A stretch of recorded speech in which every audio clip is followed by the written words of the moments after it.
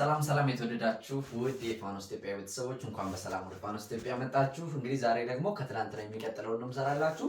ትላንትና ያው በዋናነት እንግሊዘኛ ማንበብ ስትፈልጉ ማወቅ ያለባችሁና ከየት መጀመር እንዳለባችሁ ነግሬያችሁ ነበረ። ያው ዛሬም እከልስላችኋለሁ። እንግዲህ አንድ ተማሪ እንግሊዘኛ ማንበብና መጻፍ ሲፈልግ መጀመሪያ በእንግሊዘኛ ስንት ፊደሎች እንዳሉ ማወቅ አለበት። በእንግሊዘኛ 26 ምኖች አሉ ፊደላቶች አሉ። ከ26ቱ ደግሞ 5 አናባቢ ፊደላቶች አሉ። አንድ ግማሽ ለአናባቢ ተነባቢ የሆነች የምታገለግል ፊደል አለች። እንዲችም ፊደል ዋይ ትባላለች ማለት ነው። እነዚህን ማወቅ አለባችሁ። ስለዚህ ጠቅላላ 26 ነው። 5 አናባቢ ፊደላቶች አሉት። አንዷ ደግሞ አናባቢ ተነባቢ በሁለቱም ሳይድ እየሆነች ታገለግለናለች ማለት ነው። እንግዲህ እነዚህን ካወቃችሁ በኋላ ደግሞ ብሌንድ ሌተርስ የሚባሉ አሉ። ብሌንድ ማለት ለምሳሌ ሁለት ፊደሎች ማለት ነው። ለምሳሌ ኢኤ የራሱ ድምፅ ይኖረዋል። ኦዩ ያቸው አናባቢዎች ሁለት እየሆኑ ሊመጡ ይችላሉ ማለት ነው። ኤዩ ኦኦ እንደዚህ ኢኢ ሊመጣ ይችላል። ሌላኛው ደግሞ ኮንሶናንቶች በራሳቸው እነ ሲኤች ሊመጣ ይችላል። ሲኬ ሊመጣ ይችላል። ጂኤች ሊመጣ ይችላል። ፒኤች ሊመጣ ይችላል። እንዲህ አይነት ጥምር የሆኑ ድምጾች አሉ ማለት ነው። ስለዚህ 26 ፊደል ብቻ በቂ አይደለም ማለት ነው። ይህን ማወቅ ይጠበቅባቸዋል። ከዚህ በተጨማሪ ደግሞ እንግሊሽ ወርልድ ዋይድ የሚነገር ቋንቋ ስለሆነ ዲያሌክት ወይም ደግሞ ዘይ የሚባል አለው ማለት ነው። ለምሳሌ አማርኛ ከቦታ ቦታ የተወሰነ ልዩነት ይኖራል አነጋገር ላይ ማለት ነው። ልክ እንግሊሽም እንደዛ ነው። ስለዚህ በዋናነት በሁለት እንደሚከፈል በዋናነት ማለት ነው። አሜሪካን እንግሊሽ እና አሜሪካን ዩኤስ እንግሊሽ እና ዩኬ ዩናይትድ ኪንግደም እንግሊሽ ይባላል ማለት ነው። ያው በግራመር ወይም ደግሞ የአጻጻፍ ስርዓቱ ብዙ ጊዜ ተመሳሳይ ነው፣ ግን የአነጋገር ፕሮናንሴሽን ወይም ደግሞ ድምጸቱ ትንሽ ልዩነት ሊኖረው ይችላል ማለት ነው። ስለዚህ እሱን ኤክስፔክት ማድረግ አለባችሁ። ለምሳሌ ብዙ ጊዜ የብሪቲሽ ወይም ደግሞ የዩናይትድ ኪንግደም እንግሊሽ ለእኛ ቀለል ይላል በተወሰነ ሁኔታ ማለት ነው። ስለዚህ የሚቀለው ከምን አንጻር ነው? ከአነጋገር ለምሳሌ ኦን አሜሪካዎች አ ብለው ነው የሚያነቧት፣ ብሪቲሾቹ ደግሞ ዩኬ የምንላቸው ደግሞ ኦ ብለው ነው። ስለዚህ እኛ ደግሞ ኦ ብሎ ማንበብ ይቀናላል ማለት ነው። ስለዚህ ብዙ ጊዜ ዩኬ እንጠቀማለን። የትምህርት ስርዓታችንም የኢትዮጵያ የትምህርት ስርዓት ዩኬ ስታንዳርድ ነው ማለት ነው። ከዛ ውጭ ያለው አሜሪካን እንግሊሽም ዩኬ እንግሊሽም እና ሌሎችም አሉ። በዋናነት ግን ሁለቱ እንዳሉ ማወቅ አለባችሁ። ምክንያቱም ፍሉዌንት በሆናችሁ ቁጥር የትኛውን ዲያሌክት ኮፒ ያደረጋችሁ እንደሆነ ማወቅ አለባችሁ። ዩቲዩብ ላይም በኔቲቭ ስፒከሮች መማር ስትፈልጉ ከአስተማሪ የተለያየ አክሰንት ወይም ደግሞ አነጋገር ይኖራቸዋል። ያ ኮንፊውዝ ያደርጋቸዋል፣ ለረጅም ጊዜ ይወስድባቸዋል ማለት ነው። ያ እንዳይሆን የምትማሩት የትኛው እንግሊሽ መሆኑን ማወቅ ብትችሉ የተሻለ ነው። ሌላኛው እነዚህ ግን በዋናነት እነዚህ እንትኖች ኮምቢኔሽን መሆኑ ወይም ደግሞ ጥምረት ያለ መሆኑን ማወቅ አለባቸው። አንዳንድ ፊደል ብቻ ማወቅ በቂ እንዳይደለ ኤክስፔክት ማድረግ አለባችሁ ማለት ነው። እንግዲህ ይህን ካልኳችሁ ወደ ትላንትናው መለስና 5ቱ የአናባቢዎች ናቸው ትልቅ ለውጥ ማምጣት የሚችሉት። 5ቱ አናባቢዎች ትልቅ ተጽዕኖ መፍጠርም ይችላሉ ማለት ነው። እነዚህ ኤ እንደ አ ኢ እንደ ኤ አይ እንደ ኢ ኦ እንደ ኦ እሺ ዩ እንደ አ ነው የሚነበቡት ማለት ነው። እንግዲህ ትላንትና ከማን ያቆም ነው? ከኬ ነበር ያቆም ነው አይደለ? ስለዚህ ዛሬ ከኤል እንቀጥላለን። ኤል ኤ ማን ሊሆን ይችላል? ላ ይሆናል ማለት ነው። ላ ይሆንልናል ኤል። ከዛ ኤም ነው። ኤም ኤ ማ ይሆንልናል። ኤም ኤን ነው። ኤን ኤ ና አ ስለሆነ ና ይሆንልናል።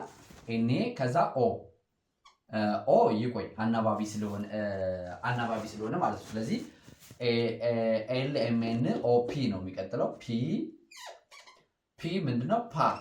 ፓ ይሆናል። ኦፒ ኪው ምን ይሆናል? ካ ይሆናል ማለት ነው።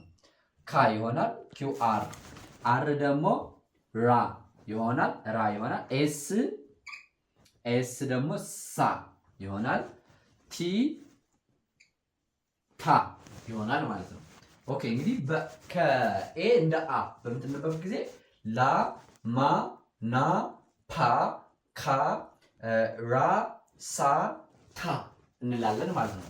ኦኬ ይህን ካልንች እንደ ኤ ሲነበብ ደግሞ ኤል ማን ይሆናል ማለት ነው? ሌ ይሆንላል ማለት ነው። ኤል ራሱ ል አለ እዚያ ኤ ሌ ከዛስ ሜ ከዛስ ኔ ከዚያ ኬ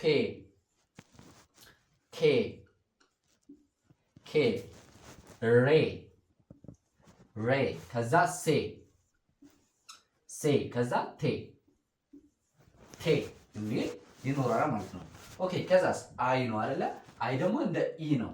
ስለዚህ ኤል ከኤ ጋር ላ ከኢ ጋር ሌ ከኢ ጋር ደግሞ ሊ ይሆናል ማለት ነው። ሊ ከዛስ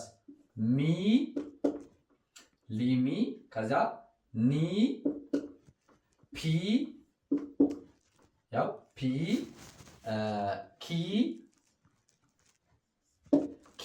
ከዛ ሪ ከዛ ቲ ይሆናል ማለት ነው። ኦኬ ይሄን ካልነው ወደ ኦ ነው የምንሄደው። ኤል እንግዲህ እዚህ ላይ ኤልኤ ላ ብለናል። ኤልኢ ሌ ብለናል። ኤልአይ ሊ ብለናል ማለት ነው። ከዛ ኤልኦ ሎ ነው የሚሆነው። ኤልኦ ሎ፣ ኤምኦ ሞ፣ ኤንኦ ኖ፣ ፒኦ ፖ፣ እሺ ኪው ኦ ኮ፣ አርኦ ሮ፣ ኤስኦ ሶ፣ ቲኦ ቶ ይሆናል ማለት ነው። ቶ ይሆናል። ኦኬ ከዛ እስኪ በአማርኛ ልጻፍላችሁ። በነገራችን ላይ አማርኛ በጨምርበት የተሻለ ነው ብዬ አምናለሁ። እሺ ልጨርስ መጀመሪያ እዚህ ላይ ሌላኛው ማን ነው? አ ነው የሚሆነው። ስለዚህ ኤል ዩ ለ ኤም ዩ መ ኤን ዩ ነ ፒ ዩ ፐ ኪው ዩ ከ አር ዩ ረ ኤስ ዩ ሰ ቲ ዩ ተ ብለን እናነበዋለን ማለት ነው። ኦኬ ይህን ካልን አማርኛ እንጨምርላችሁ። ለምሳሌ ማለት በቀላሉ እንዲገባችሁ ነው እንጂ በእርግጥ ግልጽ ነው። እዚህ ጋር ላ እንላለን። ላ ማ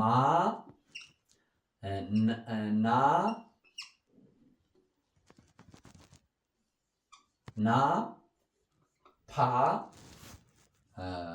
ካ ልበለው። ይሄ ካ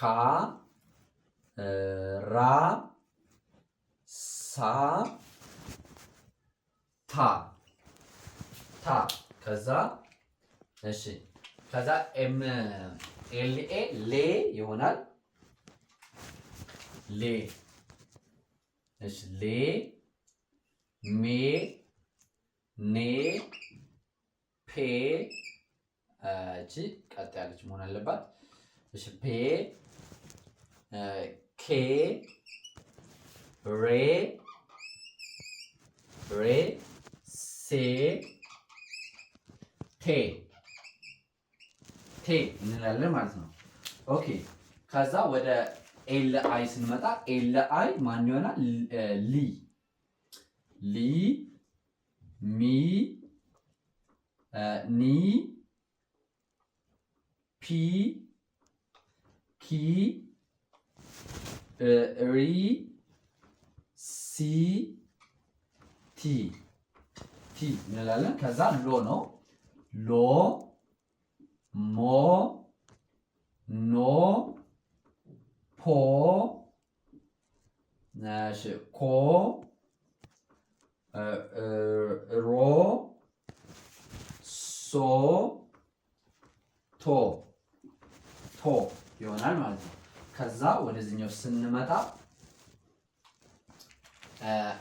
ለ ይሆናል። ለ መ እሺ ነ